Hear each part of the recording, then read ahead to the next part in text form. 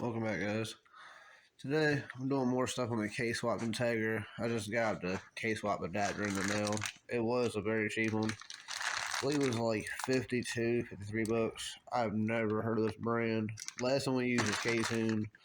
It was a couple $100. This one was $53, I believe.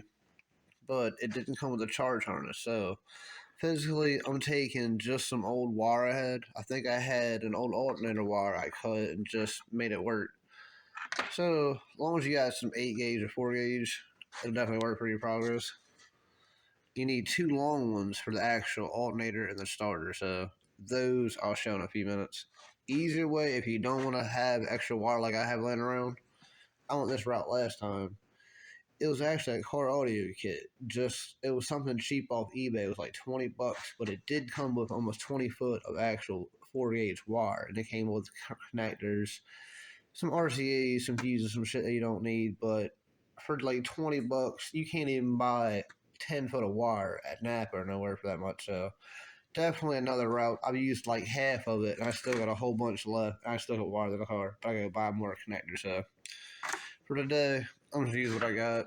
I went ahead and crimped new ends on, so just mainly need 2 for the ground and 2 for the power. So let me get started. I'll take y'all along. Alright, before I forget too far, the only tools you're really gonna need is just some wire strippers. I'll just use some cutters and some tape. I am gonna solder it in, but I want to make sure the car doesn't run first. Don't jump ahead of yourself, solder stuff in, because diagrams ain't always right. Like me, I'm more likely not gonna use their diagram. I'm just gonna go off what I know, how to wire it up. But if you ain't done it before, definitely don't solder it. Just twist and tape it for the first time. Make sure your car starts up and don't run funny or something don't start smoking. You can rip the wires off real quick. Then after the car runs good, go back with some heat shrink tube. Actually make it look pretty and stuff. Alright, I think I'm going to start the easy route. I'm actually just running the 2 grounds first. Physically, y'all can run how you want, but I'm going to run my transmission one off of.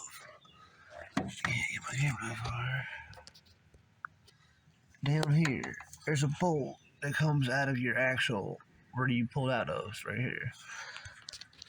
I'm going to pull the bolt out of that and actually put this actually through it, tighten it back up, and run the other side. I already ground the hole a little bit right there. You can run it anywhere else. I mean, anywhere works, but it is a bigger bolt. It's kind of hard to ground it to a 10mm bolt, so it does give you a 12mm to put it on.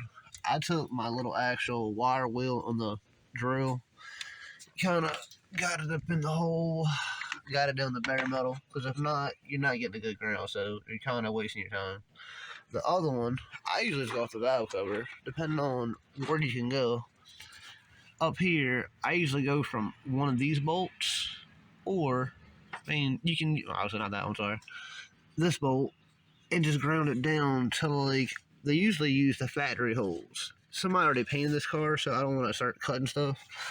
So, I'm going to go down here, use the wire wheel again, get it all nice and flush, so that way you got a nicer bolt to put it in versus a little 10mm. Because up here, where the stock battery used to live, it just went to them little holes, so not going to do that because they put the battery in the trunk. I got it grounded back there differently, so it'll be alright. Alright, I went ahead to the wire wheel and cut that bolt hole down to nice and shiny chrome too. I was gonna do the back transmission mount one first, or back transmission ground. Usually it's a little easier to get to. I'm probably gonna go off the bolt up here, like I said, because most people go off this timing case bolt. It's a hole right here. I don't think I have a bolt that small. I'm gonna take to my pile of stuff. Maybe I can find one. If not, I'll have to run to the hardware store.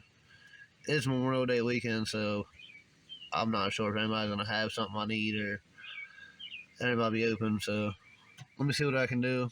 I'll be back. Alright, like I said, I just took the 12mm bolt out of the transmission. It's the one that the bracket that you would actually use to lift it out of the car. Ground it from there, round it up here to this bolt. It is a 12mm also. I'm gonna literally just zip tie the extra because I had a whole bunch. I mean, that's the only wire I had, and I already had a end on one side, so It's either just leave it alone for next time they'll have a need or something different. It's always more available. Now I'm gonna get to this other side. Probably just gonna use it so I don't have to fight the side unless I can find me a small bolt. It does have to be like a 14mm bolt, but it has to have this bracket, so more than likely just gonna use the bolt up here like usually use. For today, it'll work. I just want to hear the car start up and make some noise. After 2 attempts of trying to use the actual side bolt, I found 2 bolts that fit it. They barely went in there, but it has to be a short ass bolt. So, like I said, I just went with a 10mm up top on the valve cover. I did clean the metal a little bit. And down there, you can run this obviously up here to one of these bolts, but the 12mm at the bottom gives you a little bit more actual strength. Because them 10mm tend to break, especially if your car's 20 years old. So, now I'm going to get to the charge system. I'll go up in here, actually hook a wire to the alternator, one to the starter, and run to the fuse panel. Give me a few minutes and I'll explain a little more what you got to hook it to. That's well. Alright, on the charge system side, basically just need an end that's kind of big enough to slide over either a 12 or a 10. And you need a small one on the other side to run to your fuse panel, because it is on that little 8mm bolt, so it doesn't need to be moderately long. I mean, not going to be nothing terrible. But I'm actually going to show you 2 ways to hook it up too.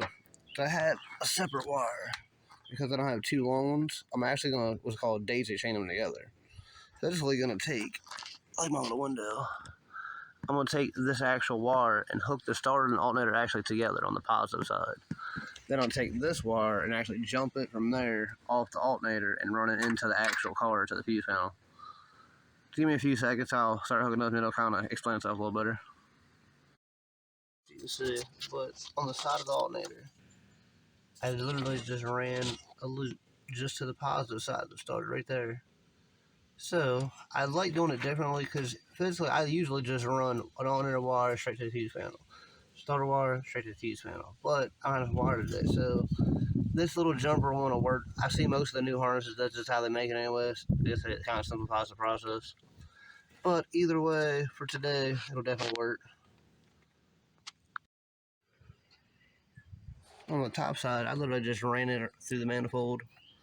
I'm going to loop it around all this stuff so I don't touch too much. The wire is kind of short, so it kind of has to be close. This is literally just for mock-up purposes anyway. I just want to hear the motor run, then I definitely get farther than this. Right up here on the firewall, there's already a hole somebody ran for, I guess, their gauges or some kind of stuff. So, I'm just going to use what they had. Up in the car.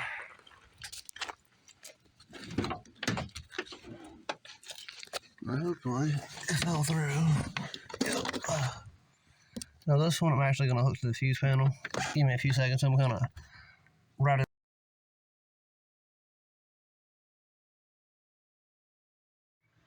Alright, I went ahead and ran my wires through here. This side, this is inside my car, so this is backwards, not backwards, but upside down. This side will be toward the car. This will be toward your firewall. This is your alternator wire. It's not right at the moment, but that's what the actual terminal is for. This side is for your battery and your starter and stuff. So hook the battery to this side, starter to this side.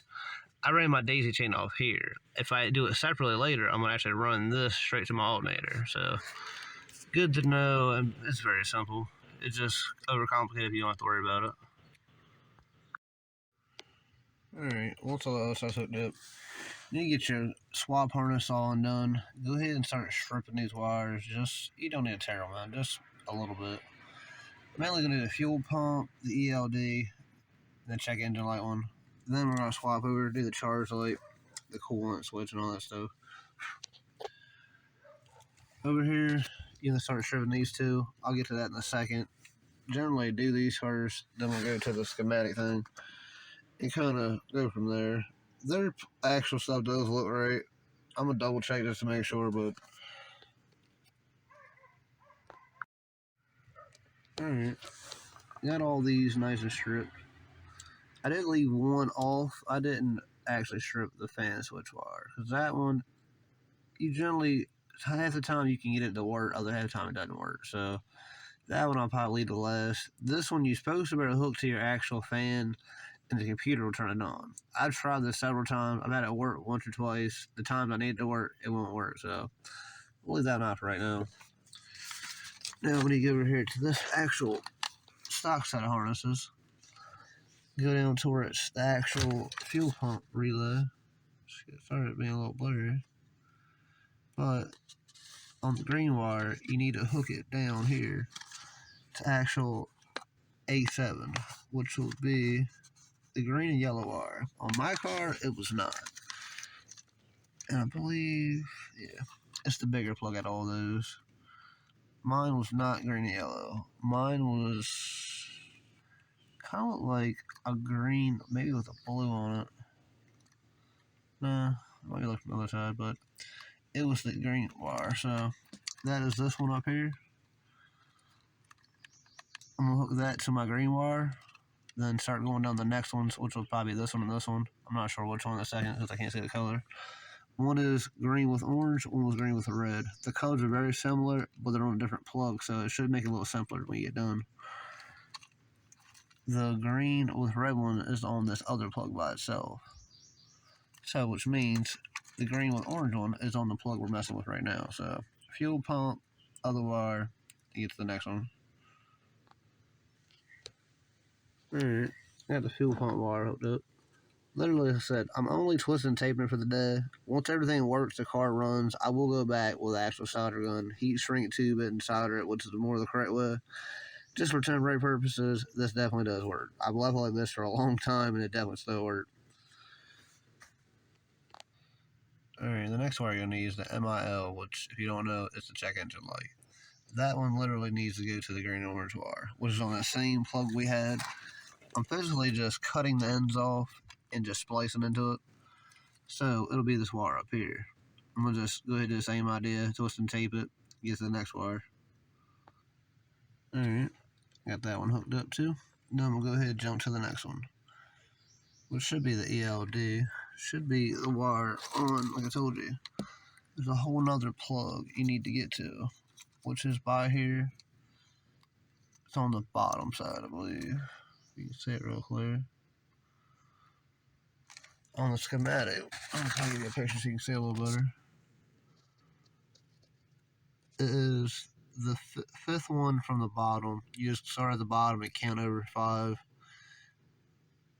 And it is green with red. Let me go ahead and take my ELD wire, hook her up. Alright, got it hooked up too. Now I'm going to hop to the next one, which should be, if I can get the wires, I believe the blue one, turn those harnesses on. The blue one's usually the charge light.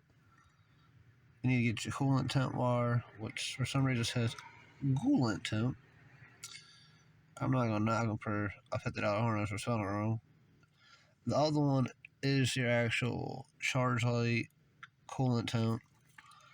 And if I can get my hand there, is your fan switch. Alright, can see that. Coolant temp, this has the white wire, which will be this one. You need to hook it to the temp sensor. Literally, it runs out to the temp sensor on the car, out on the actual intake manifold. On this one, I don't have one, but I will actually run this one. This goes actually to my dash harness, because actually half the time it don't want to read. By doing this, it actually makes it work. So for temporarily, I'm going to hook this up to that one and use it for now.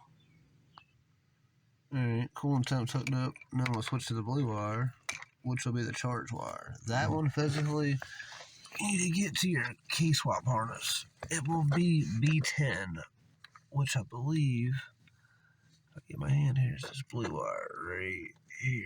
I've already stripped it. It was kind of hard to get my phone in there and kind of angle that. So it is, I believe, yeah, on the key swap harness. You got your big one, your small one, and a little bit bigger one. It is the small guy. It is, I believe, if I count it, you go from the bottom, you go over 3 and up 1. So it'll be the second row over 3 pins because there's a pin missing in the middle, if you can tell. Alright, side note, definitely, I forgot to mention this. On the blue wire, you don't cut it, so before you go too far, you literally just take a wire stripper, or even your lighter if you have to, strip over the wire and actually just kind of teaking at it till you don't cut it. The rest of these wires, we physically just cut them off. Like you physically cut it off the plug because you're not using the plug nowhere. So you're using just the actual source, not the actual plug. So let me go ahead and tape this up, get to the next step. Alright, I guess I'm physically just going to start doing these stuff. The big plug can't go wrong. This one physically snaps into your RSX or your K-swap harness. Just the big guy snaps into that guy.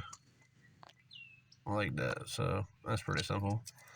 The next two actually go into your computer, so you won't need those at the moment. And this one goes to your computer too.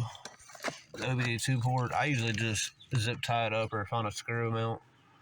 Just kind of like screw it up here, so if you ever got to check your check engine light and you don't have a laptop or you just had AutoZone or something random, you always got options.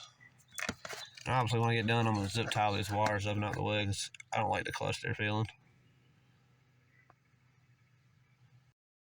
Alright, these are the two main harness plugs you actually need. These you actually got to run into your actual, through your firewall and hook to your actual harness. They actually wire took my car, so mine's actually up under there above the actual clutch pedal. So your car will be different. It's physically just a plug that's normally out there on the strut tower. So big plug, small plug, make sure they're both hooked up. And also, I figured if you didn't know what you had, the other two plugs on your K-swap harness for the O2 sensors.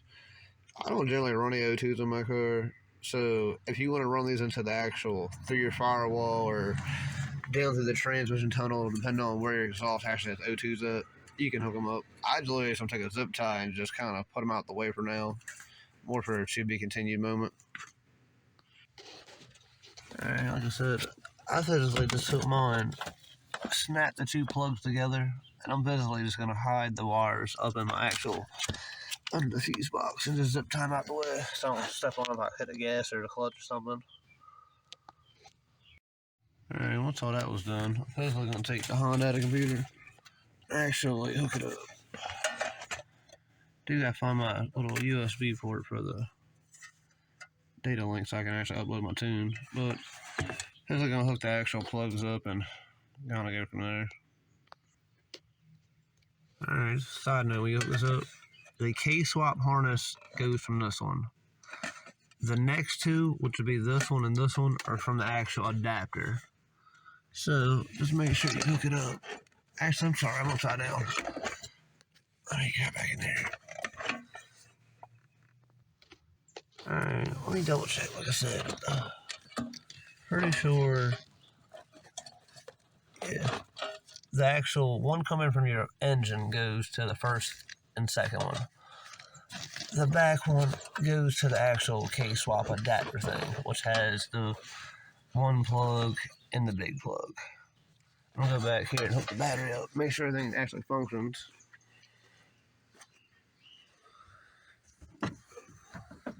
Always double check. I left everything loose that way if anything goes weird. You can turn it off real quick. Over here, got the key on. Alright, cool. Definitely works. Fuel pump on. I guess give me a few minutes. I gotta change the actual tune and kind of hide the wire to make it a little bit more presentable. Alright, I kind of just sit in there for now. It's getting late. I'm gonna probably come back later and mess with more. This, I'm physically gonna find a bolt hole or a screw it somewhere, or bolt it somewhere, or zip tie it, or whatever's moderately easy. I think now I'm gonna go in here, get my laptop out, work on a new tune. So, probably gonna end the video here. I mean, this way the video's not real long. Hope this helps everybody out. If you do have any wiring problems or any questions, please be sure to message me. Alright. Be sure to like, subscribe, comment. Have a good day, guys.